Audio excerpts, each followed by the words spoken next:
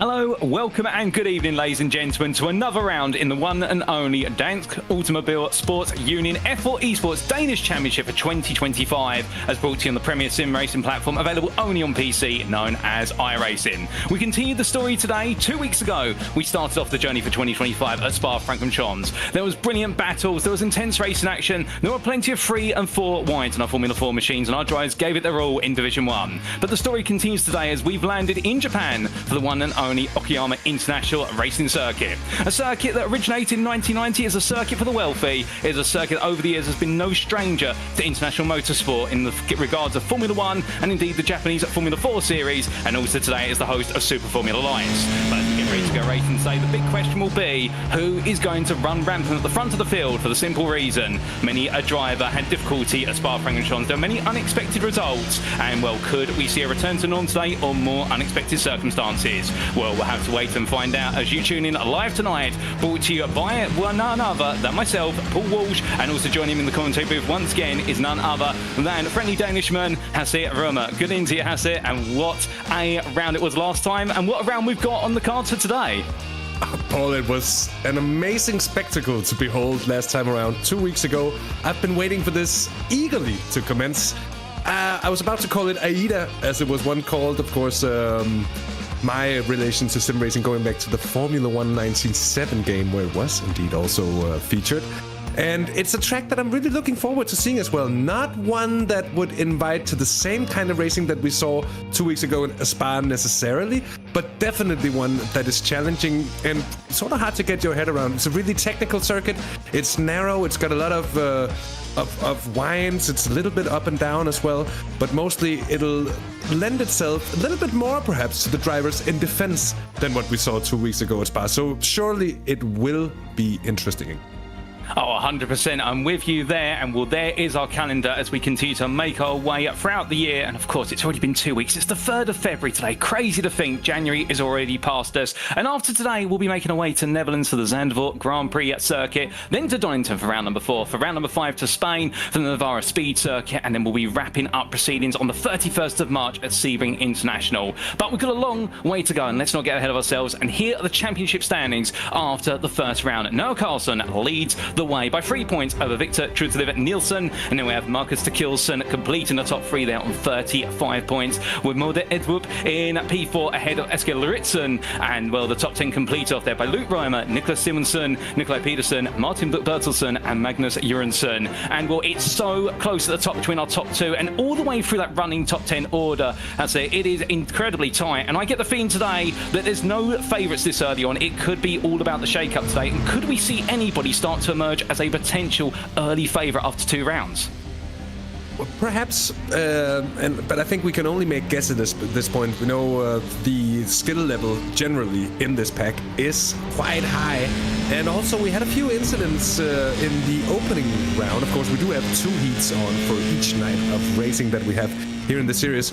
So at the opening heat, we did have a few incidents that really threw a spanner in the works of some of the drivers who did look really, really quick. It'll be interesting to see if there's a change in fortunes there as well, and just how the standings will look when we're done with tonight's 2 races.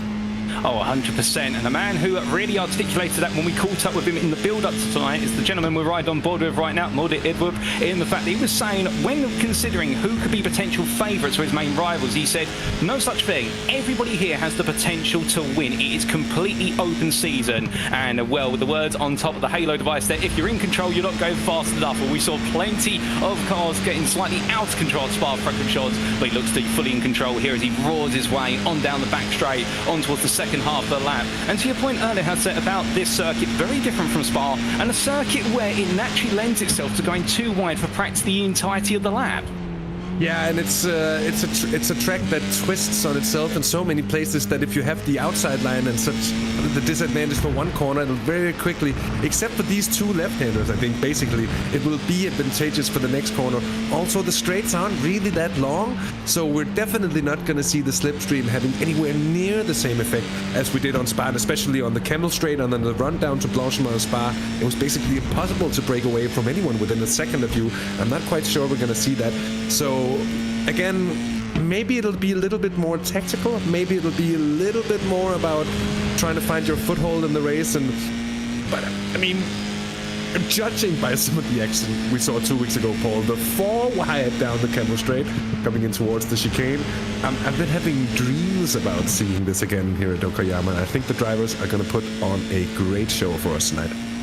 Oh, 100%. I'm with you there. I mean, I was getting flashbacks throughout the entirety of the weekend straight after, thinking to myself, what incredible racing. And also the fact that, yes, there were moments where our drivers managed to put more than 2 wheels out onto the grass. But to be fair, they decided to use all the circuit to try and make moves happen. And I suspect we're going to see more of that today. But looking at those qualifying times as they're coming in, we're riding on board with championship leader Noel Carlson. And, well, currently sat there right inside the top 10 of P7. But it's Casper Riesoi Anderson who's moved himself up to provisional pole with 5 minutes left on this qualifying session. Everybody's pumping in the laps right now, and I get the feeling that unlike Spa, like you say, where we had the long straights and the slipstream, I think here qualifying might have a slightly bigger effect, particularly if you survive the opening few corners in lap 1. If you're in that lead pack, you may just break away.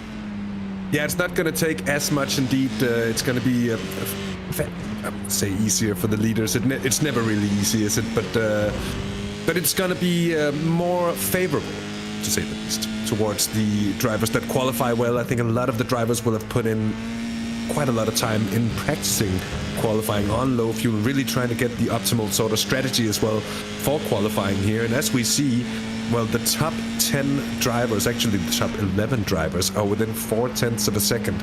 So it's really quite close still. And I think over the last 4 minutes, just about 4 minutes here, we're going to see quite a bit of changes, because I still think there'll be a few drivers looking to improve before the grid is set for Heat 1.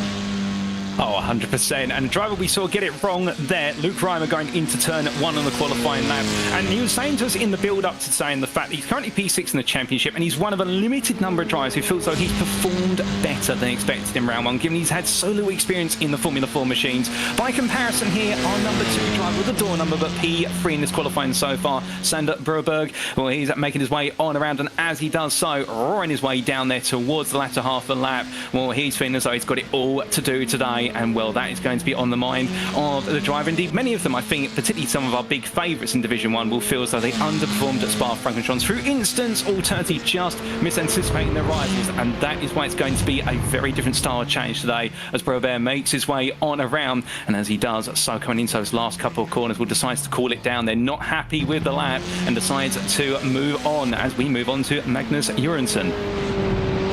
Indeed, currently in 6th place here in the number 14 car. That lap, though, from Casper Riesoi Andersen, it's really quite the lap, it seems, and it might actually stand the test of time, Paul. It's a 1/10 of a second clear of, well, basically the rest of the bunch at minimums. And as I say that, Victor Truslev Nielsen just half a 10th off provisionally on P2, still just over 2 minutes left, so for anyone coming onto a hot lap like Gustav Wingborg here is at the moment, he'll have ample time to complete it. Of course, it's worth mentioning for anyone not totally familiar to how qualifying works in iRacing that the drivers who venture upon a lap just before the checkered flag is shown will not get to complete it. They'll have to complete it before the timer runs out. So it'll be the cutoff mark here at about 1 minute and 26:27. Most of the drivers on board here with Martin Buch Bertelsen, currently 14th. He'll be looking to improve as well. Well, he will as he slides his way out there. And notice the body language of the car and the fact he's pushing so hard and it's cutting loose on every corner exit as he's just trying to get the throttle down, really abuse the downforce in these Formula 4 machines as he makes his way through the switchback sequence of turns 8 and 9, the 2 light speed corners on the circuit. And as he roars his way on out here, I mean, you've got to drive right on the limit in order to get the best possible lap time. But I suspect over a single lap, that's possible. You can afford to dance around. But when you do go racing, those tyres are definitely going to feel it as he crosses the line. And, well, not a happy look at his face there. I think he just felt as though it wasn't the right lap. And that might very well be, but they have to remind themselves as well that a lot of stuff can happen in a 20-minute race like this. And of course, with the top 8 being reversed on the grid for Heat 2 as well, it will not all be lost. Even if you're down in 12th, 13th, 14th, you can sneak yourself onto the higher steps of the second heat. If you do so manage to get yourself within the top 8. 30 seconds left, Paul. I don't See, there is a few cars still on track. Sender Broberg might... No, he's in the pits as well, my bad.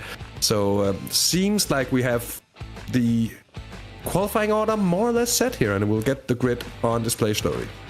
Oh, indeed. And, well, there is the grid for race 1 of the day, ladies and gentlemen. It's Kasper Risser Andersen who takes pole position by half a tenth over Victor Trudstedt Nielsen. Then on row number 2, it's Marcus Olsen and Mode Edwup ahead of Sander Broberg and Niklas Simonsen to complete your top 6. That's your first 3 rows of the grid. On row 4, you've got Magnus Jørgensen ahead of Noah Carlson. Your championship leader starts P8 today. 9, he's got some work to do. Sebastian Bach starts P9 ahead of Nikolai Peterson, who completes your top 10. 2.5 tenths separating the top 10. It's so close. Asger Lauritsen starts P11 ahead of Gustav Wimber, and then we do see what is the 7th row of the grid, Luke Reimer ahead of Martin Buch-Bertelsen, with Mads Luna starting P15 ahead of Niklas Wein, and then we have on row number 9 Gustav Killer ahead of Vitus Bever, and then coming on to the final 2 rows of the grid, Kasper Tunstedt ahead of Marcus Tekilson. Only 21 drivers today, as we have Jens Christensen starting last but not least. Starting last, but 6 tenths off a pole. I mean, in any other series, you'd think 6 tenths off a pole would be fantastic. Not there, though. Not here. It's not going to get you that far. But as we said, during qualifying, they are just really, really close, with the top 10 being within more or less half a second. If I don't... Well, actually, less than that. 4/10 of a second, if I'm not completely mistaken. As the drivers are lining up on the grid for the first of 2 20-minute heats here tonight. The heat is indeed going to be on in a very short moment here. Oh, indeed. And as we just wait for our drivers to take their slots on the grid, of course, we are missing one driver today in the form of Frederik Sørensen. I believe we'll see him back on the grid for round number 3. And therefore, that's why we've got 21 rather than 22 drivers. But whilst we are missing one driver, be rest assured, it's still going to be absolutely intense as the last couple of cars are slotting into position. And, well, with what is the odd start on the outside, the evens on the inside, it is quite a run down towards turn number 1. But these fast-flying opening corners, if you can get too wide into them, you may be able to just make a move happen. But then again, it's sweepers all the way until turn number 5. And it is a long run to turn number 5. And, well, as we look to the number 21 there of Victor Trudstedt Nielsen, who's all ready to go. Well, the grid is set, ladies and gentlemen. The lights are going on, and without further ado, for the first time today, it's lights out and away we go here at the Okayama circuit in Japan. It's a great start from our 2 front runners, as we can see Risser Andersen trying to hold the outside as they make the way into the opening corner, and further back there we've got 2 by 2 as they emerge from the corner. But it looks as though Nielsen has made his way into lead of this race. Everyone's safely through the opening corner at least, and as they roar their way now out onto turns 3 and 4 here through the fast S sequence and then up the rising right-hander. All of the drivers into single file formation immediately. Everyone's caught into the fact they don't want to get caught up battling. You can see the field already splitting there as they make the way into turn number 4, and as they roar the way now down the back straight, this is where we'll see the first slipstream orientated action. Yeah, very much so, down towards the first of 3 hairpins here on the circuit, and one of the obvious overtaking opportunities. We might just see a send here from the 12 machine of Kasper Risser Andersen, and a big lock up there, and I think he overshoots the corner ever so slightly, and that's second place might be under threat from Marcus Olsen here. Not quite though, but Olsen does get the run on him, as I'm just about proven to be wrong, as been happened. It's known to happen once in a while, and we have someone going off in the background, I'm afraid. Looks to be Martin Buch-Bertelsen, one of them, on board here with Broberg. Sander Broberg, 6th place at the moment, still too wide in that battle for second place, still not settled between Marcus Olsen and Kasper Risser Andersen. And as I say that, it sort of settles down, but 0.8 of a second clear for Victor Trudstedt Nielsen. What a fine opening lap for him. Well, a fine opening lap from our race leader. So after 1 lap, ladies and gentlemen, it's Victor Trudstedt Nielsen who leads ahead of Marcus Olsen at P2. Then in P3, well, it's just about that. Mode Edwup ahead of Kasper Risser Andersen. And then your top 5 is completed by Niklas Simonsen, currently at least, as they roar their way through the opening 2 quarters once again. And we jump on board here. You can see the webcam there, Niklas Simonsen, as they make the way through turn 3. The right-left complex to go look up the inside here, but decides against going all in, given the fact he'd only tapped the rear of our 3rd place driver, but right his way out there. just fighting with the steering wheel, twitching, getting so close as they roar the way out. And this is absolutely nail-biting stuff. There's millimeters between them as they roar their way down the backstretch in towards turn number 5. Now, will Nicholas look for the move? That's the question. And, well, he just thinks about it. He thinks about it twice, goes for a big lock up there from our P3 driver, and, well, a run wide as well from Miso Anderson, drops him down to P5. That was very, very daring from our Arctic SimSport driver. And as they make the way through turns 6 and 7, well, now we've got 2 Arctic drivers in P3, P4, and I believe our race leader as well from the Esports team, and therefore they're all now trying to gradually work together because they want to make it a dominated podium. But who's going to be on that podium? Who's going to be on the top of it? That'll also be the big question they get to later. But meanwhile, here's a replay of what happened earlier. Yeah, just a slight contact front to back, and I think that cost them both. I don't know if that's a gentlemanly slowing down, such to avoid a penalty maybe as well. Just the tap there to the behind of the car spins the machine of, I think that's Marcus Taklersen. Seems they both get running again, Paul, and without too much damage, they might just still be in contention to try and catch up as the race runs its due course here. Just over 3 minutes in, and it's definitely already providing us some action. Malte Ebdrup, Niklas Simonsen with strong start as well. Kasper Rishøj Andersen, who looks so strong in qualifying, Paul, has lost 4 places. He really just, I think, wants to consolidate his position now and make sure it doesn't affect him too negatively in terms of getting into the rhythm and finding his confidence in this tricky circuit. Oh, 100%. I get the feeling as well, with that major lockup he had into turn 5 in the open lap to try and fight back for the lead, I think that may have just compromised his tyres in the early stages of this race, and he might be trying to get himself now back into the swing, because we know the compound on these Formula 4s is sensitive to overheating early on the race, as we continue to look at Maz Luna here as he roars his way out around turns 6 and 7, staying very close there to the back of none other than what is Nicholas Vine. And, well, they're fighting over currently what is P12, and, well, the wonderful black and yellow machine there. We've also got a bit of pressure coming up from behind, but as our drivers make the way now on to the last couple of corners of this lap, these laps are going to come thick and fast. We haven't got a 4.35 mile lap of Spa. We're down to approximately 2.3 miles, so a shorter circuit, some more laps to be accumulated, and therefore it's going to feel as though for our drivers that want to get themselves in a rhythm. As you can see now, the whole field starting to form into single line formation, but as they come across that time in line, will some personal improvements and faster laps being set, and I believe now the fastest lap of this race being held by a third place driver, number 22 of Ebrup, as they roar the way on around, and only a second separating the top 3, if that, in fact the top 4. So everyone getting in the swing of things, but of course with that the race may go quite a little bit in terms of immediate action, but it does mean, doesn't it, Hassa, that now our drivers, we started to think a little bit about strategy, perhaps preserve the tyres and then go full attack on the last 5 minutes.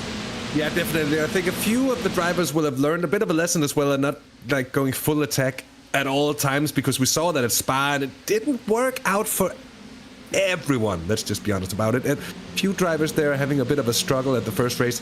They know what's at stake here, and especially those drivers who did have issues at Spa. Oh, as we say that, Niklas Vine has had a bit of a spin. Doesn't look like the car's hurt in any sort of way, but of course it could have compromised his tires as the 20 machine just about sneaks on past. That's the car of Kasper Thunstad, I believe. You'd be right. Now another replay here, Paul. Let's see, in the hairpin side-by-side contact, and that was the cause of it there. So maybe not quite as innocent as we thought, although it did look like a racing incident to me. We will see if the stewards has anything to say about that. Oh, we will indeed. Of course, the stewards will be watching. As always, we do have our Council of 3, and the stewards eagerly watching every instant as the racing goes on. And, well, if there are any penalties being applied post-race or during the race, we'll let you know, ladies and gentlemen, as soon as we hear about them. But in the meantime, coming back to our live pictures here, and, well, our race leader of Nielsen still half a second clear, but you can see the number 1 of Marcus Olsen now really starting to get a little bit fidgety here. I think what he's seen is an opportunity to try and put himself towards the front of this pack, recognising the fact that track position may be just a little bit more valuable compared to at Spa-Francorchamps. They make the way down, and now they're going to fan out here. You can see Olsen going defensive, making sure that Simonsen cannot look for the move. It's going to be too wide on entry. It's very close that they tap very briefly on the tyres, and as they come into turn number 6, well, that is a very liberal use of the apex curve, going completely sideways is Niklas Simonsen, and he just gets ahead. I mean, he relied on Olsen to back out, but Olsen's not going to back out any longer as they roar the way in towards turn number 8. In the uphill hairpin they go. The two drivers just give each other space. A small tap again. My good lord, this is high-speed combat as they roar the way on around. Coming out of turn number 9. A big slide for Olsen there. Almost going around coming out of 9 and dipping the rear left tyre onto the grass. We just about gets it together. And, well, Nicholas Simonson does take P3. But what a way to do it. It really shows up what you mentioned in the run into this race, Paul, that the fact that you're going to see cars going too wide for quite a bit of the lap here once they start to battle, it cost them a lot of time as well. It's over a second to the top 2 drivers now from Nicholas Simonson in 3rd place. Of course, the Arctics drivers are now 1, 2, and 3 as well. So a brilliant start for them, and that's exactly what they're looking for, quite naturally. Here's Kasper Rishøj Andersen. Live and on board, he's currently in 5th place, trying to stay out of trouble. Looks to really have found his rhythm again. That'll be, of course, heightening his chances of getting away with it here. Markus Olsen found himself under quite a bit of attack. What I've noticed here, Paul, over the opening few laps of the race is that when it's close like this, and you go too wide into these sort of battles, the driver behind will more often than not perhaps find himself with a opportunity to actually attack at least one of the drivers, if not both of the drivers, who's battling up ahead. And this is something I think that as long as it is as close as it is, they'll really have to consider where and when they make these moves. As behind, there's quite the dive. I think that was between Nikolaj Pedersen and Sander Broberg and assistant. They're still too wide through here, with Nikolaj Pedersen gaining the position. Sander Broberg in the number 2 car, though still very much on the tail. And with still over half of this opening heat to go, Paul, plenty of action still to come. Well, it's intriguing as we take a look back at what happened only moments ago, and this was a change for the lead of the race in turn number 5, or at least initially, and that was Mulder Ebrup taking the lead of Victor Trudsev Nielsen, and well, we see them now running around together as they make their way out of turn number 2. But coming back to Sander Broberg for a brief moment, he was saying in the build-up to this round in the fact that he was too aggressive at Spa-Francorchamps, and it cost him dear. Well, a little bit of aggression there from him definitely went a long way, moving him up to P7. I think he's just been practicing tempering that aggression and knowing when's the right time to strike and absolutely nailing it as they roll the way down. We do have a penalty, a drive-through penalty for the number 6 for causing a collision, and that has been awarded to none other than, I do believe, what is our driver of Maz Lunas, who's down in P13, so his day is going from good to bad to worse in race number 1, and that's going to cost him massively over the distance here and pretty much put him to the back of the field as we do look to Luna there in P14 as he comes down through turns at 6 and 7. If he hasn't heard he's got a drive-through, he will shortly, and I can imagine right now his full process will be, okay, you know what, this race is going to be a warm-up for race number 2 unless anything crazy happens over the race distance. But then again, we say anything crazy happens, we've already seen crazy tonight and we're only just at the halfway point of race 1. No, exactly, and I think one thing is to just keep your head down, and even if you're hit by one of these penalties or of course, damage to the car and it'll be definitively over, but these penalties, it'll take some happening before you really get back into the swing of things, but really just have to keep your head down and if nothing else, use it as that extra bit of practice under race conditions. See how the tires are going to be running. Here is the number 6 car as he is getting that drive-through penalty done with and out of the way. In the small picture, you just saw the 2 leaders, and now the battle for 3rd place as well, with the number 10 car of Niklas Simonsen holding off Markus Olsen and Kasper Rishøj Andersen, who is so strong in qualifying, but who hasn't really been able to make it translate into race pace. They have to give it to Malte Ebdrup and Niklas Simonsen, having gained 3 positions from where they started. Really, really, really strong start for them. Oh, really strong, like you say, and it looks though it's only going to continue that way. Some of the biggest gainers out of all at the starting order. The biggest one of them all, 7 places gained down in P13 for Marcus Tekilson. But as our drivers continue to challenge towards the end of this race, well, now what we are starting to see as well is a little bit of teamwork for the 22 and the 21 up front. For those of you of eagle eyes, you might have noticed that Victor Nielsen decided to pull out the toe about 2/3 of the way down the back straight there in order to essentially bleed off a bit of the excess speed. And what that means is they're really starting to now move that top two away from the rest of the field. Unfortunately, if you are an Arctic Simsport fan, it does mean that for Nicholas Simonsen, he's drawn what is the short straw here. He has to try and keep the rest of the field behind for his two teammates further up the road, albeit Marcus Olsson will be looking to try and attack him sooner rather than later, I suspect. But all the field running down as a number of drivers running wide. They're coming out the final corner and some gravel being moved across the circuit. That's only going to take away some of the grip later on. But right now it looks like we've got a two-way fight for the lead, and then it's going to be the best part of what could be a seven-way fight for the final spot on the podium. And, well, I suspect there might be the fangs out. Oh, my goodness, as Olsson runs very wide there, and Riso Anderson almost follows him off onto the gravel. I mean, these drivers, they're following each other literally in the footsteps. And when you're that close to a car in front, it's really, really hard not to do so. You tend to find yourself making the mistakes that the driver in front might just be making. When I'm saying mistakes, of course, it's tiny ones, but just taking that little bit extra travel, it's going to cost you a tenth or so, maybe, on the exit of a corner. And here comes Marcus Olsson on Niklas Simonsen. Is going to make it too wide into the first of the hairpins. And I think he's going to get that job done more or less. But we've seen drivers defend that move through these two left-handers. And Niklas Simonsen is doing exactly that. He's playing the role of the doorman, the bouncer, if you will, and he's doing so very well. But here comes the move on the inside from Marcus Olsson. Not quite enough at the track yet again. Switches back on the drivers. And as we talked about in the intro here, it does lend itself a little bit more to the defending driver than what we saw at Spa. But that is some really strong defending from the number 10 car of Niklas Simonsen, doing a hell of a job, not just for himself, of course, to preserve the third place, but also for his two teammates out in front, who are really being given a clear run to sort of get away with it here. On board we are with Kasper Rishøj Andersen, currently in 5th place. A driver that did as well do really well in qualifying, but as we see as well with Madeleine Ebrup and Niklas Simonsen as well, I'd like to say, the translation of qualifying pace into race pace or vice versa isn't always that simple. And sometimes we tend to sort of look at a qualifying order and go, okay, well, the fastest driver, he's probably going to win. But it's never that simple, is it? And I think we're seeing an example of that here in the first heat tonight.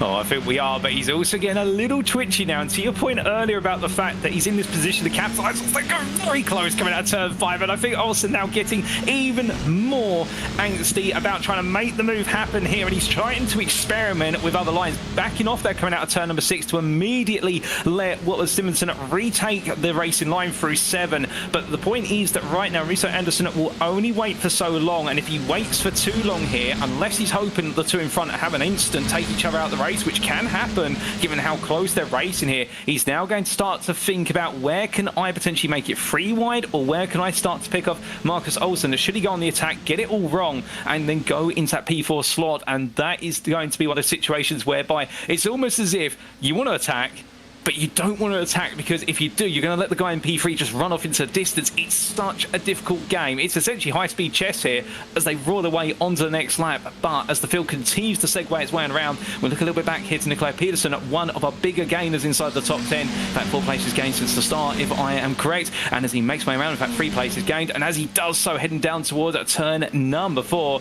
well, right now just staying in the hunt here with Sander Broberg right in front and Noah Carlson behind. And well, speaking of Noah Carlson, we ride on board here, and well, championship leader right now. I get the feeling he might be targeting the P8 finish here to guarantee himself a slot on the front row of the grid, particularly pole position for race 2. It wouldn't be a bad sort of strategy to have. To be honest, here we see another 2 wide into the hairpin, and this time I think Olsson might just get it. Or will it be a deja vu for him? I believe so it is. And honestly, Paul, it might just occur to me or dawn upon me that to get that move done in the hairpin, you're gonna have to try and send it around the outside, hold on to it, and then get the inside line for both of the left-handers to come up afterwards. That seems to be the key, because Niklas Simonsen has had the response every time Marcus Olsson has tried that move. It has brilliant runs. He really got alongside and well up the inside.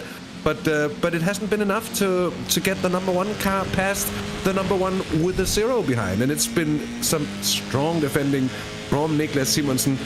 As I said earlier, not just for himself, but for his teammates as well up ahead. Still separated by 0.3 of a second, and there's another 3 seconds down to the bunch in behind. Although, to be honest as well, the entire bunch here behind P3 is still very, very close, within just a few seconds of one another. But we do see splits occurring here And as I'm looking at the race timer as well, Paul, 3.5 minutes left on the clock. They're running out of time here. They have to find out just how to get past that number 10 machine of Niklas Simonsen. Oh, indeed, and Simonsen doing an absolutely fantastic job here. Cool as a cucumber when we did see his driver's perspective only moments ago. But here comes Olsen again. Pulls out nice and early. Really goes in. This time gets Silvers out a little bit more as Rhys Anderson just watches. And I think Olsen might have finally got this done, or has he? He's got a nose ahead into 6 this time. It's not quite deja vu. They're too wide into 7. And then Olsen just running out of road there as they make the way through in the air. He looks up the inside and you can feel it right now. It's palpable how desperately he wants to get this move done as they roar the way through. He goes round and contact for Rhys Anderson, who just about continues to point in a straight line, and that's how close it gets. And Olsen carries on. Rhys Anderson tries to carry on here. Will he have to duck to the pitch due to suspension damage? Doesn't look so he'll have to at the moment, and in fact he does have to in the end. That car is not in a comfortable state, and that is a sudden shake-up of the running order there, and it all happened literally with 2 laps to go as they've come across the line this time. And well, goodness me, Hassan, I can't believe it. It was so close between them, but in the end they were going to touch, and it's worked out that way. Yeah, but it's the final moments of the race by now, Paul, and it's where desperation starts to kick in as well for some of the drivers who need to get that move done. Not just the slightest of touch, but enough to send him sliding there in the in the number 10 car. I think, though, that the second contact might have been what caused any sort of damage between the two. And to be frank as well, I think that was Rhys Andersen who hit him as well. I'm a little bit surprised that he didn't pick up any damage from that one, because it seemed a relatively hard hit. And with these cars being just quite fragile, it could easily have been, well, more than one casualty in that situation. We'll see if there's anything from the stewards to come. It was hard to see from this angle, from the angle we saw it from, who was really to blame. And the racing has indeed been aggressive, so we'll see if they, of course, being a little bit wiser than we are, Paul, have something else to say to it. Oh, 100%. And good spot there in terms of correcting on the drivers who I said came into the pits and did come into the pits. But as underwriters continue to roar the way around, less than a minute to go by the time they get across that start-finish line if you're battling for P3. But Marcus Olsen right now holding on there. He has got some close company as we take a look back here. And this is how it all started then in terms of the fighting. And, well, that small tap there, the tiniest of taps. And then Rhys Anderson coming into the scene of the incident and nowhere to really go. And, well, we do have what is a penalty, a 10-second penalty being applied to the number 11, and that might be on screen shortly, and that's for forcing a driver off the track, another driver off the track, and that's the number 11 of Gustav Killer, albeit that's not implicated in the incident we've just seen. But coming back to the here and now, whereas our leaders sit separated by 3 tenths further up the road, right now it's still the long line of cars separated by only 2 seconds for P3, from Marcus Olsen all the way through to Sebastian Bach on the back of this, and as they've charged their way down the back straight under Lexus billboard, well, meanwhile we can see Mulder Edrup ahead of Victor Nilsson, but they're going to go too wide here. Down to the break-ins over turn number 5, and right now Edrup trying to hold on all the way to the very end as they roar their way downhill through turn 6 and 7. It is getting very tight, very tasty between them, and there's nothing in it right now. And these two drivers have been working together non-stop throughout this race. Suddenly the shackles come off and they go full attack, and well, what were once friends suddenly become enemies in the racing, but they'll be friends as soon as they see that checker flag. But as they come on through turn number 9, 2 quarters remain. Victor Nilsson right now, can he find a way through? My gut feeling says the answer is no. And as they come on down in towards the final quarter, well, it's going to be the checker flag that waves, and it will wave for what would be Mulder Edrup as he crosses the line there, victorious ahead of teammate Victor Trusev Nilsson. And then P3 will go to Marcus Olsen in an absolutely brilliant race, with Sander Brobert and Kasper Rihoy Andersen finishing off your top 5. And Sebastian Bach comes across the line P8 there. He will take what will be your top 8 reverse grid pole for race number 2. We've still got more fight in here though, Hassa, as it looks as though almost 3 wide at a line there, further down the running order, just outside the top 10. But some brilliant battles from start to finish in this race. Definitely so, and a very clean race as well. Just what, 2 or 3 incidents throughout the entire 20 minutes. Given how close the racing was, that's pretty impressive to me. We saw so many situations where the drivers were literally centimeters from one another, and I think even the incidents we had decided by centimeters as well. So a few close ones. There we have the results on screen. Mulder Edrup from Arctic Sim Sport takes the win, just 2.5 tenth of a second clear of Victor Truslund Nielsen. Then Markus Olsen rounding off the podium with his teammate Sander Broberg in fourth. Kasper Rishøj Andersen gets fifth ahead of Nikolaj Pedersen in sixth place. Then Noah Karlsson, our championship leader, coming into these races here. He's seventh ahead of Sebastian Bach, Luke Reimer, and Aske Lauritsen, rounding off the top 10. 11th is Gustav Wingborg, followed by another Gustav Kille from Fede Katte Racing. I just love that team name. 12th, he is Vitus Bever in 13th ahead of Martin Buch Bertelsen. Kasper Thunskade gets 15th place ahead of Jens Christensen. Then Markus Terkelsen, Magnus Jørgensen, Niklas Vejen, and Mads Lunde in 20th place.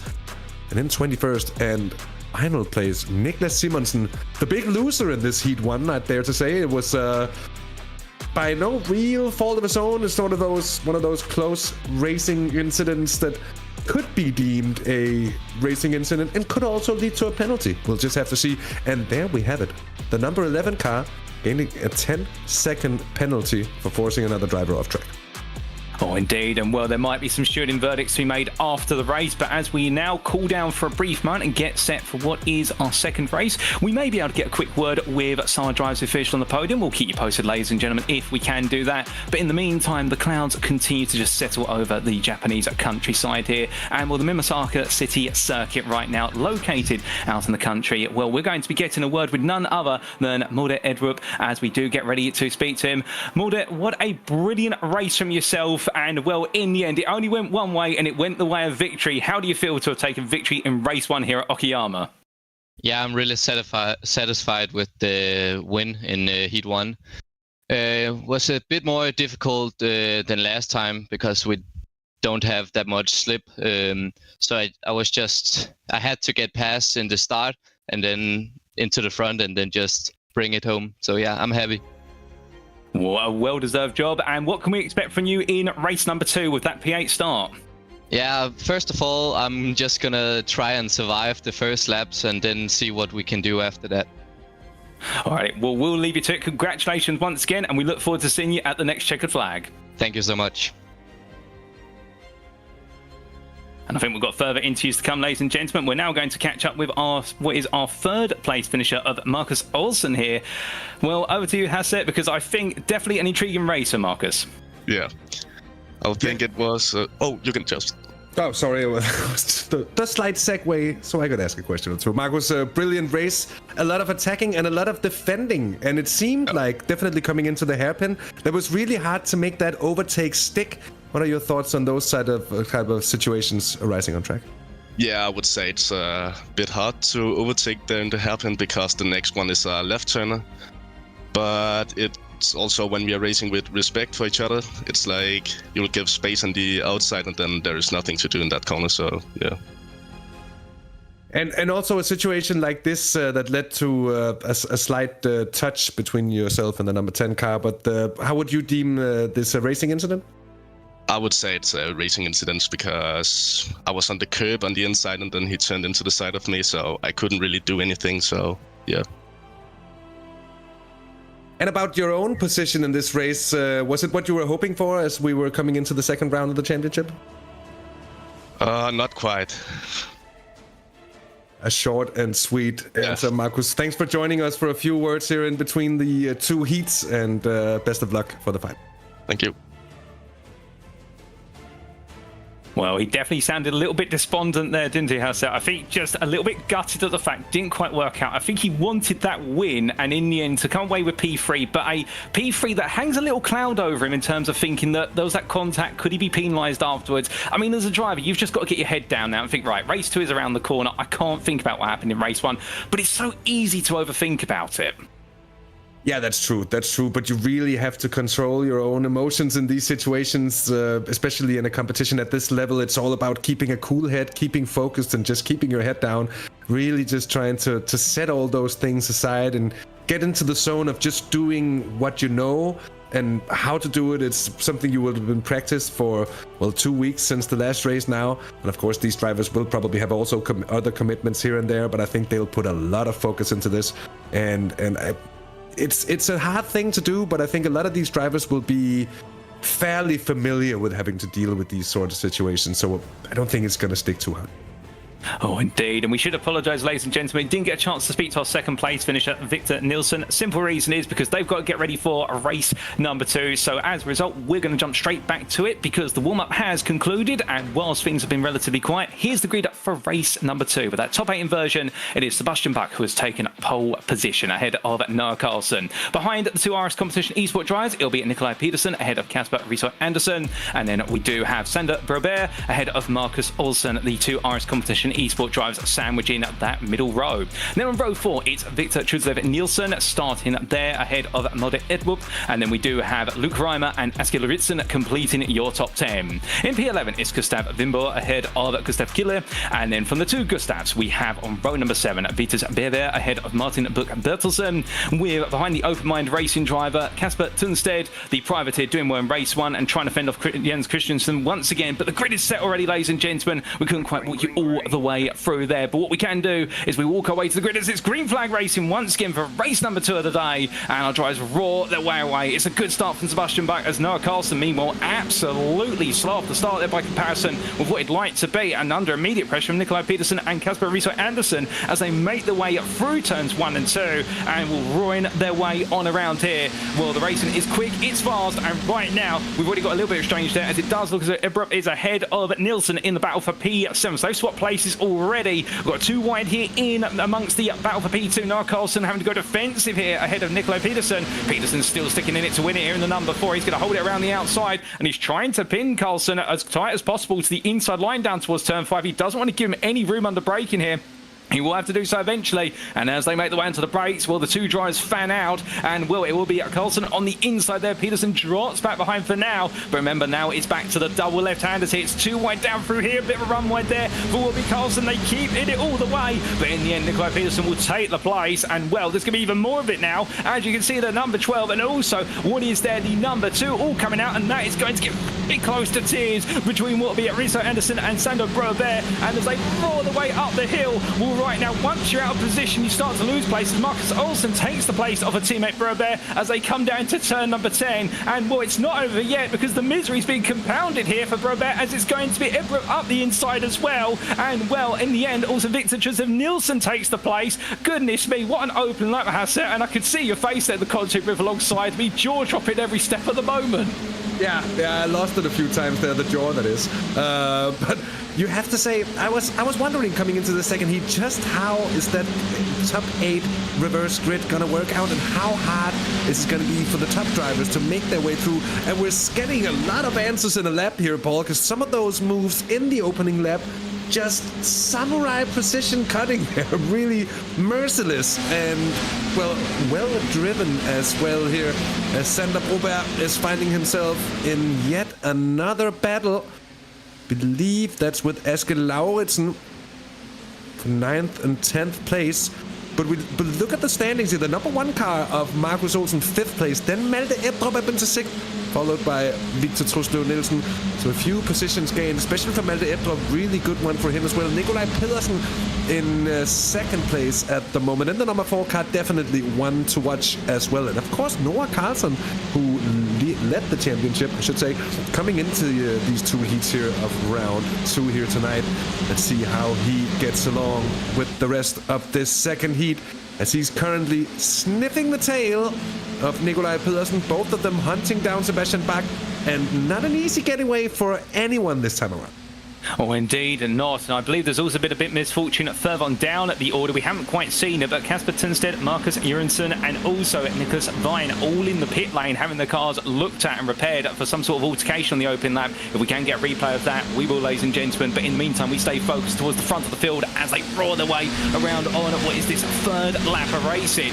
And time trickles on down, and with that, some grand prix. Oh my goodness! And there is the quick replay as to what happened. Kasper Tunstedt there being collected with alongside, I think that was Nicholas Vine, and then Magnus Jørgensen just being a victim at the scene of the crime as they made their way on through turn number 2. And well, I think here was 3 wide compressing, and Tunstedt trying to cut across there and ending up seeing the car on its roof. A nightmare moment. It's so easy for these cars to take off given their downforce now light they are. But I mean, that's a nightmare moment, even if it is on the simulator for a driver. The last thing you want to have happen is a major incident like that, and well, it can definitely make your heart race.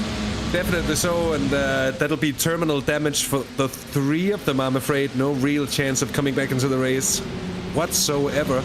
As we see the 2 Gustavs further down the field, they were swapping positions back and forth and back and forth. I think another instance of drivers going through too wide through the hairpin and then just having to sort of figure it out through the next 2 left-handers and coming up towards the following series of hairpins as well. That final sector of the track really makes for some good racing. There's a little bit of a squabble further down the field, but we do see, Paul, it's still very much compressed here. 4.5 minutes into the race as the leader goes a little bit wide there. Might open the door for Nikolaj Pedersen, but he just about manages to cover him off for at least for the time being. But that mistake might turn out to be costly. I'm sorry, they're so close to one another. And let's see if they can just make it through. I was about to say without any tears. Coming down towards the hairpin, on board with Noah Karlsson, currently in 3rd place. A man that knows a thing or two about getting the optimum result from a race like this. He's thinking about making it 3 wide into the hairpin. He's not doing it, but the leader goes wide, and Noah Karlsson might just take the lead here.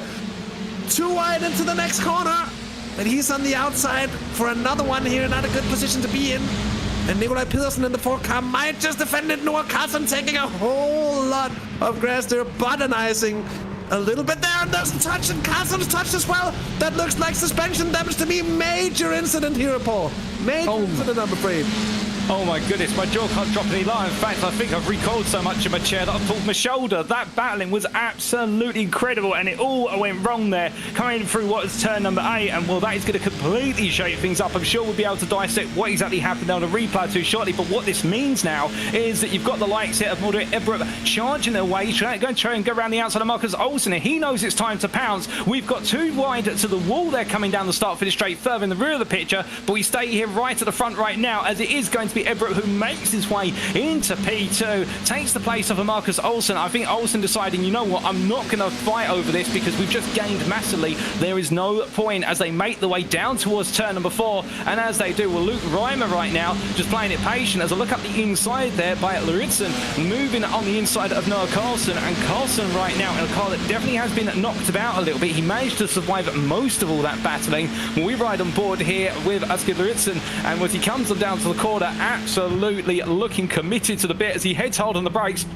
all the way into turn number 5. It's a good move here. Will he be able to get the move on Sander Brobert? Well, Brobert, I think, struggling a little bit here. Perhaps after a bit of contact or a bit of damage to the car, just caused him to lose some speed. But Lauritsen having to back out there, coming through turn 6 and 7. But goodness me, so I mean, with that major moment there, when it's completely shaken the field up, and if anything, it's released one of our top 3 from race number 1 to go charging after race leader Sebastian Bach. But to be fair to Bach, he's been under a lot of pressure so far, but he hasn't wilted under it. If anything, everyone behind him has made a mistake.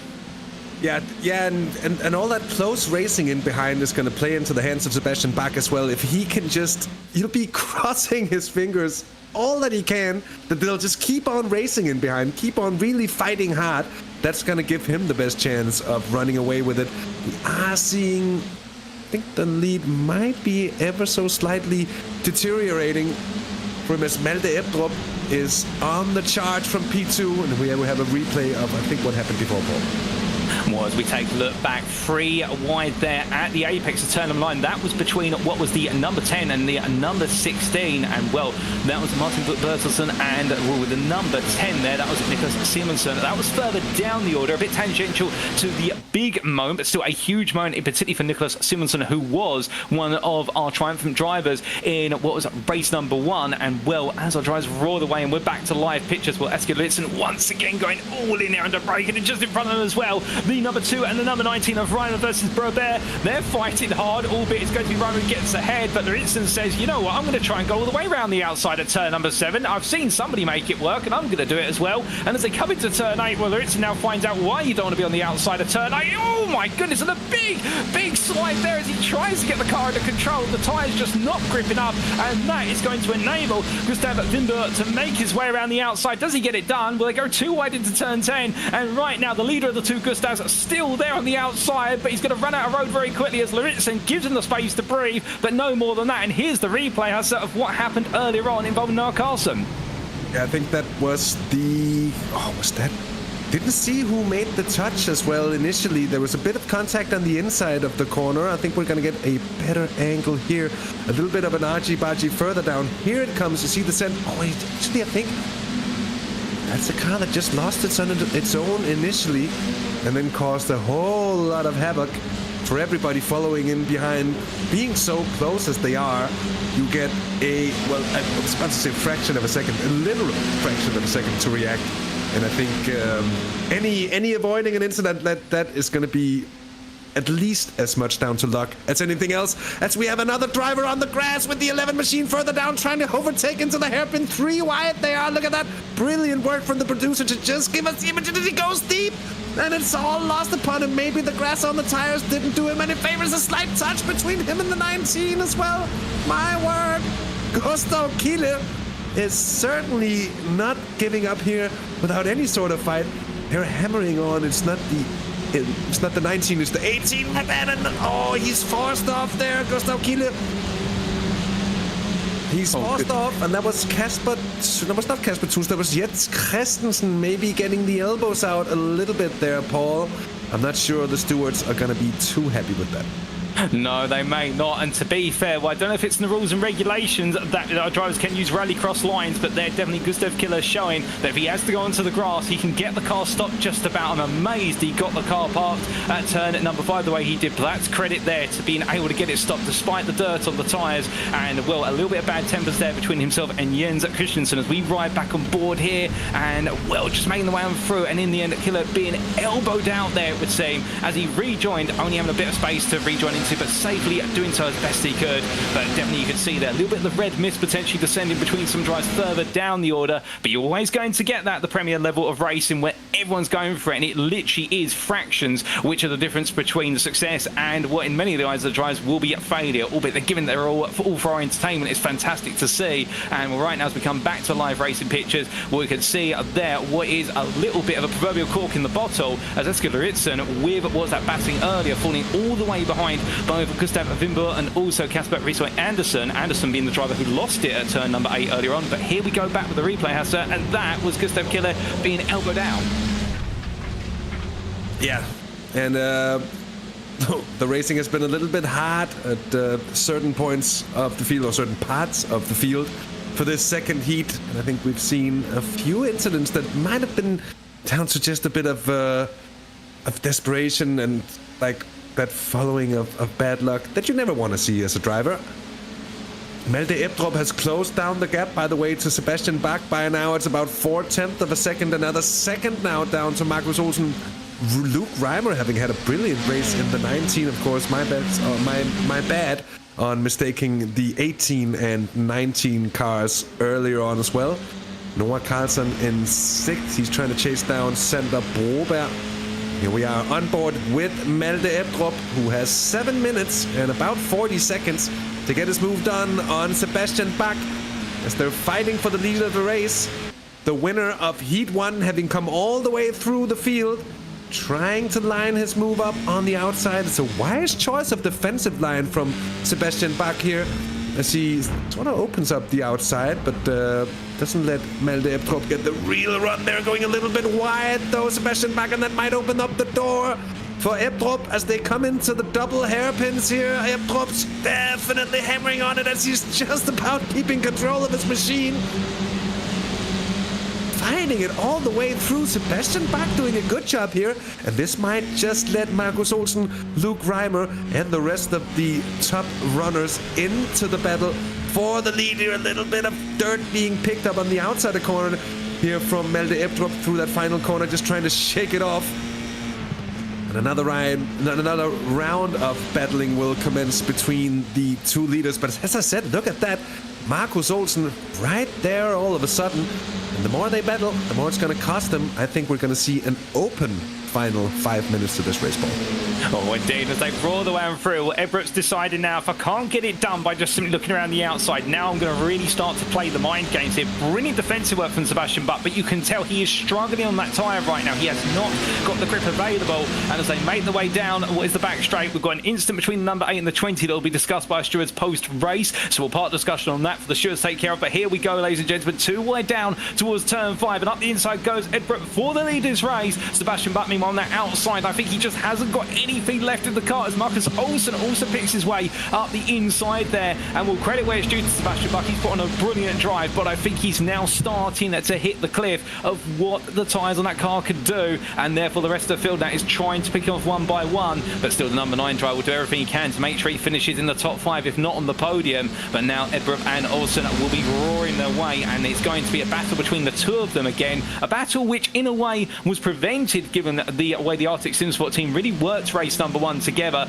But the RS competition driver now will only have one Arctic Sim Sport driver in his sights, and he'll know that win could come the way, as we have had some more incidents pop up on the screen there, Hassa, and well, the number 10 reporting to the stewards after the race, well, definitely one whereby there might be a big slap on the wrist for one of our drivers. That sounds like you're back in school getting called to the principal's office after having been extraordinarily naughty in class. We'll see what that's all about. We'll sure we'll get a report coming to us as well that we can share with you.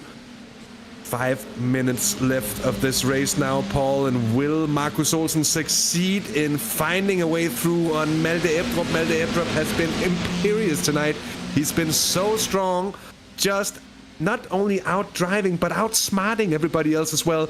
And the way that he's come from 8th place to lead this second heat is truly impressive. I was really wondering, because thinking, well, it might be difficult to pull it off and just do that drive through. We saw it 2 weeks ago at Spa, even at Spa, with all of the overtaking opportunities we had there that doesn't really exist here at Okayama.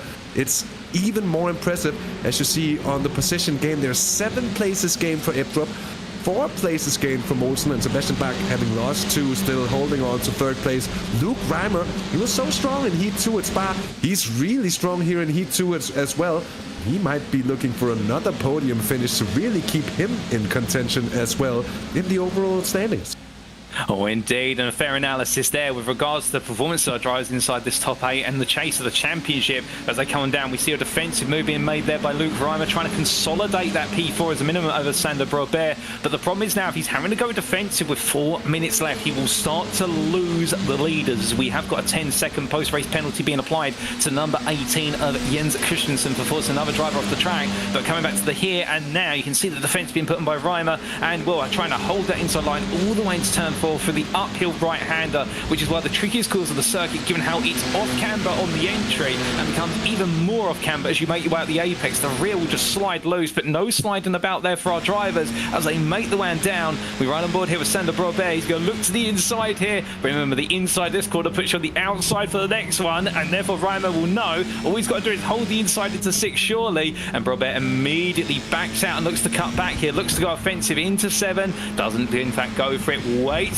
Oh my goodness, and a big slide there, and well, in the end having to lift off the throttle slightly in order to avoid contact with his rival in front. But when you do so, given the engine's over the rear of the car or in the middle behind the driver towards the rear of the car, it causes the car to slide immediately, and I think that's some brilliant car control. That could have been tears for Sander Brobert. Very easily could. That was the save of the race so far, at least for Sander Brobert, holding on to that top 5 finish here. Noah Carlson still, I think, with the fastest lap of this second heat. A really good job to Sebastian Bach for just holding on to the leaders as well. It looked to me, Paul, like as if they when they caught up to him, he was sort of chanceless, maybe just outbreaking himself. Maybe not. It's not as bad as I'm thinking it to be, or as I'm making it sound like it is. But I thought he might have overworked his tires ever so slightly throughout this race, and would maybe paying the price. It doesn't look like it, because he's still very much in contention, and we could see a move from Sebastian Bach as well on Marcus Olsen before the end of the race here. Sander Brobert has a very good run on Luke Reimer this time around, and Brobert with the outside line into the hairpin. You know what that means? If he can hold on to it around, he'll be in prime position to actually get this overtake done. And I think Luke Reimer knows this, because he just goes wide and shuts the door. Very well defended from the 19. And we're seeing the talent of the Arctics drivers, Paul. We've seen it already on multiple occasions in Heat 1. Now again here in Heat 2. They're really working well. Oh, 100%. There's this brilliant rivalry that's emerging here between the RS competition drivers and the Arctic Sim Sport drivers. They're really giving it everything between each other. It's a big slide there from what was Sander Robert, with Noah Carlson getting the popcorn seat view of seeing was his teammate cutting absolutely loose through the corner. And to your point about Sebastian Bach, you're right there. He's caught right back up to the leaders. And I wonder whether he was just under so much mental pressure being your race leader that he decided in the end, you know what, I can't hold on to lead anymore, but actually I'm a better driver as a hunter or a chaser rather than the one being hunted, because now he's calmed down. His lines are exactly back to where he wants to be. As soon as I praise him, and a big slide, my good lord. And well, that's the commentator's curse almost striking there. And well, I'm not going to praise him again for this race, because otherwise he might end up in the wall like that. Goodness me, Hassan. I mean, you were saying about save of the race only a moment ago. I think that now takes the premise for that. It has to, and I think the commentator's curse is the perfect explanation for what went wrong there for Sebastian Bach. Such a big moment, and those tires might just be struggling a little bit more than what we're thinking. As we're looking at Malte Ebdrup, 12 seconds left on the counter, so this will be the final lap of the race and the final chance for Marcus Olsen to get that move done and to get his heat win, but he's just ever so slightly too far back. And he'll have to see if he can line it up. Slight luck up there for Ebdrup, but doesn't seem to really compromise him. I think there was a change of position for 11th and 12th further down, but we're going to keep focus here on this lead battle coming through the final couple of turns here, Paul. It looks like it's going to go to Malte Ebdrup for the second heat in a row tonight. Oh, indeed, as he comes out of the final corner, he weaves it from side to side to the stands. And because Malte Ebdrup has become a two-time winner at Okayama ahead of Marcus Olsen, and it'll be Sebastian Bach who holds on for P3. But look at that smile on his face immediately. He knows he's pulled off a huge steal of points here today. The Arctic Sim Sport driver in the number 22 coming from P8 to take that victory. And goodness me, well, I'm sure we'll catch a word with him or two very shortly to talk about his experience in race 2. But as the field makes its way on the cooldown lap here, what a race, Hassan. I mean, it had everything, and here are the results. Absolutely. So Malte Ebdrup takes the win, coming from 8th place here, just 0.3 of a second ahead of Marcus Olsen, with his RS Competition Esports teammate Sebastian Bach taking 3rd place. Well held on by him as well. Luke Reimer gets 4th ahead of Sander Broberg, who rounds off the top 5. Then Noah Carlson, another of the RS Competition Esports drivers, in 6th ahead of Kasper Rishøj Andersen, Aske Lauritsen, Victor Truslev Nielsen in the 21 car, 9th place for him, so not as great of a heat here in 2 as he had in 1. Mads Lunde gets 11th ahead of Jens Christensen, Martin Buch Bertelsen 13th, then Gustav Kille Vitus Bever, Nikolaj Pedersen, Gustav Vingborg, that's 17th ahead of Niklas T. Vejen, Kasper Thunstad 19th, Magnus Jørgensen in 20th, and in 21st and final place, again, a disastrous evening, I'm afraid to say, for Niklas Simonsen. Well, indeed, a really disastrous evening for the number 10 driver, but where some had disaster, others had an absolutely brilliant day at the race in round 2 of the championship. And we start off by hearing from our 2-time winner today. Morde, what a pair of drives from yourself. And well, we spoke to you after race 1, you were over the moon with that, and race 2, you've now made it 2 out of 2, and that smile says it all. Yeah, that was an amazing race. I had really good pace, and yeah, I managed to not get involved in the crash, and then came out 3rd, and then just took one after each other. So yeah, I'm really happy. Oh, well, that's absolutely brilliant here. And of course, after today, a huge points injection in your championship. You came into today with what was P4, but after today, you could be leading. Of course, we haven't quite done the mathematics here, and we're not going to whip out the calculators now, but everything seems to be going in the right direction for you. Yeah, it does. So let's see. Hopefully P1 in the standings, but yeah, we'll see. Oh, we will. And just a final word, of course, a lot of fighting with your rivals, but also with your teammates today. I mean, a lot of teamwork, but also it must feel special to know that you've been one step ahead of your teammates as well. Yeah, we just need to race each other with some respect, and then yeah, that's it. Oh, that's absolutely fair. Well, congratulations once again. We'll leave you to it, and we look forward to seeing you on the grid in round number 3 in 2 weeks' time. Thank you so much. Oh, well, hearing up from our double race winner, but we've got plenty more interviews to come. Next up is Marcus Olsen. Hasse, over to you to interview our runner-up. Thank you so much, Marcus. It's you and me again. And a step closer to the top step of the podium, yet not quite it as well. It looked like you wanted so hard to find the final move there on Malte. Just didn't work out in the end. What are your thoughts on second? And after all, 2 podium places in 2 heats here. My thoughts on the races. Glad for them.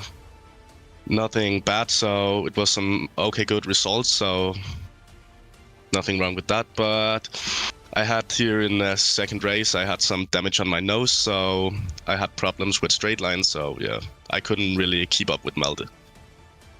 Well, that taken into consideration, a strong performance indeed. Where do you think it leaves you coming into the next race and the latter stages of this championship? I'm looking forward. I feel strong for the next race, so yeah. Well, Marcus, from us here in the booth, congratulations for your 2 podiums and a great round of salts here tonight, and all the best for the next one as well. Thank you. Well, ladies and gentlemen, we've still got one more interview to talk to, and here we speak to Sebastian Buck. Sebastian, you came into today having been travelling across Europe and only 2 hours of practice, you were telling us, in the build-up to round 2. And 2 hours of practice has meant you've taken 3rd place in race number 2 of the day, and a good score overall with also that P8 in race number 1. I mean, you must be pretty pleased with yourself. Yeah, it was a bit unexpected, I would say. So I'm quite happy to it. Oh, well, definitely, you sound happy. I do have to ask, though, were you hoping you could perhaps hold on to the win in race number 2? Because it was looking to be so strong with everyone fighting behind you, and then suddenly just a couple of deep runs into corners, and you found yourself under huge pressure. Yeah, a little too many mistakes, and Malte was up in my gearbox, and then I made a small mistake again, and then 2 places was lost. But I'm quite happy to finish P3. Oh, well, certainly a huge point haul today. And of course, we've got 4 more rounds to come. Next up, we're in round number 3. There's plenty more points on the board. How are you feeling at this point in the championship? I mean, it's okay, but also always room for more. So.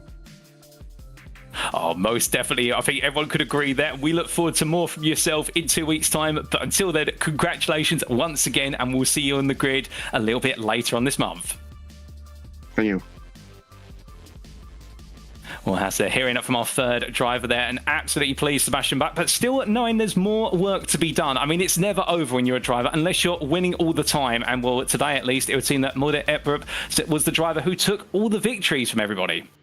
Yeah, something we've had yet to see, at least from the opening 2 heats at Spa. It was a little bit more open here. Malte just looked that little bit stronger than everybody else, and I have to say, for me, it's been 2 well-deserved wins for him here tonight. Oh, most definitely. And Okayama delivering us absolutely 2 scintillating races, carrying on the tempo from Spa-Francorchamps on a very different style of circuit. And, well, of course, we've got a very different style of circuit coming up in 2 weeks' time, because in round number 3, we make our way to Netherlands for Circuit Zandvoort's Grand Prix circuit. A circuit full of camber, direction changes, and some very tight sweepers and hairpins. Overtaking may come at a premium, but the thing that doesn't come at a premium in this series is intense battling action. But this has been round number 2 of the Dansk Automobile Sports Union F4 Esports Danish Championship for 2025. And well, ladies and gentlemen, it's time from us today. We have been the DSU F4 Esports Championship. I've been your host, with Paul TX1 Walsh, also known as Britain Spit, depending on what media follow me on. And joining me in the commentary booth has been none other than Hasse Römer. And until next time, remember to stay safe, stay well, stay smiling, and most importantly, remember to stay on track. Good night.